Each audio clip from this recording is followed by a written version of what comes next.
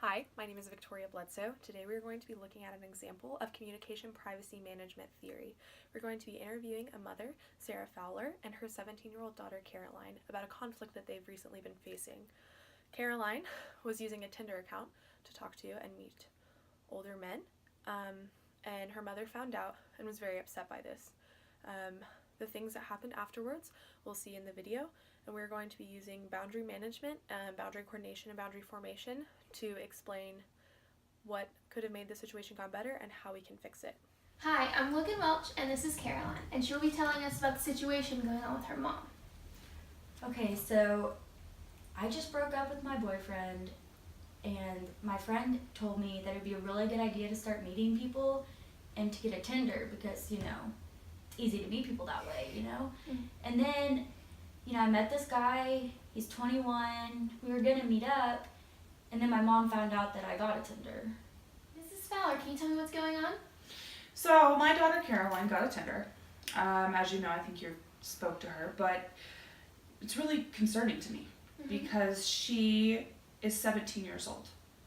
And I don't understand why she's going online meeting people that are 21 on a Tinder account. I think that's crazy. And she's had a run-in before, and I don't want her to fall back into that same pattern. So I've kind of talked to my coworkers about it. I just need, I need another perspective, and they've got kids as well. So I've talked to them about it, and I don't know what to do. I've put a track on her phone so she can't lie to me because she was lying to me about it. And I have, I have to be a mom. I have to really do that for her and take care of her. Communication privacy management theory says that people maintain and coordinate privacy boundaries with various communication partners depending on the perceived cost and benefits of information disclosure. So under this, boundary management is a rule-based process, not an individual decision. In the Fowler situation, boundary rule formation never took place. They never talked about who was allowed to know about Caroline's Tinder usage or who she was meeting, and Sarah took the information and told it to whoever she felt like needed to know. So under communication privacy management theory, there is boundary rule coordination. And this means that once an individual shares his or her private information with another person, that information is co-owned. So this information about Caroline's Tinder usage was co-owned by Mrs. Fowler and by Caroline. But when that happens, the co-owners have to explicitly or implicitly coordinate their private boundaries. But Caroline and Mrs. Fowler's boundaries were different, and they didn't see that. Right. Caroline, your mom already talked to me about what's going on. Can you tell me your perspective?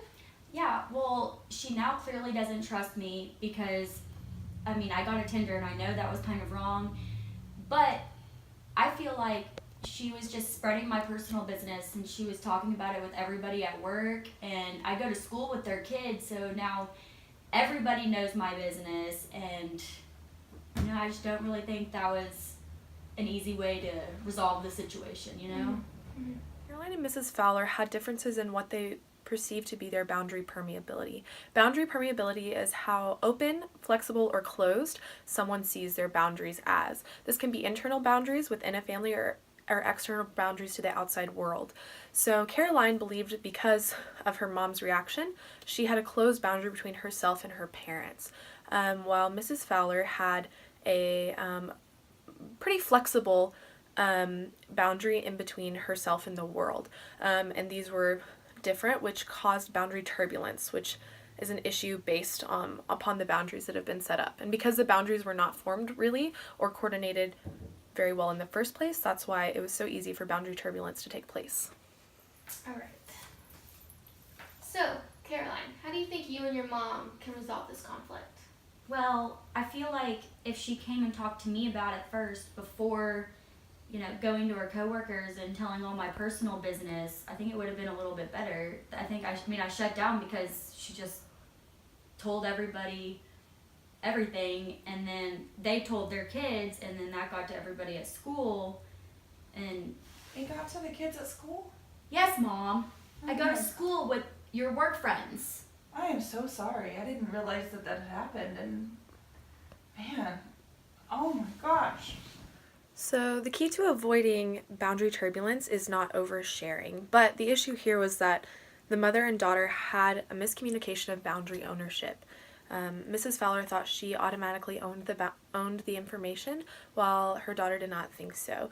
But because they never talked about the situation or had any discussion about these kinds of boundaries, this became an issue. In order for families to have better functioning, they have to have a solid boundary formation, and this has to be openly communicated between the family members. All right. So, Mrs. Fowler, after hearing what Caroline said, how do you feel about that?